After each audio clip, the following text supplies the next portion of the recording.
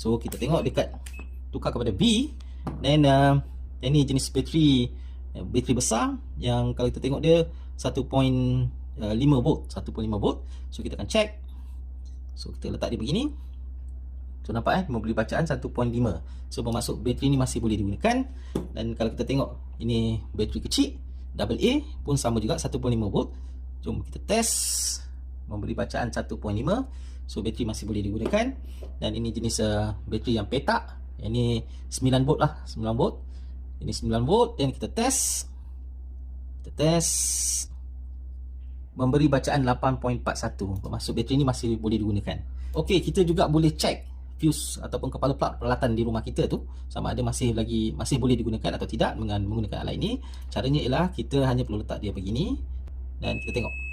Okey, kalau dia menyala begini bermaksud fuse ni masih elok dan kepala plug ni masih boleh digunakan lah. Okey.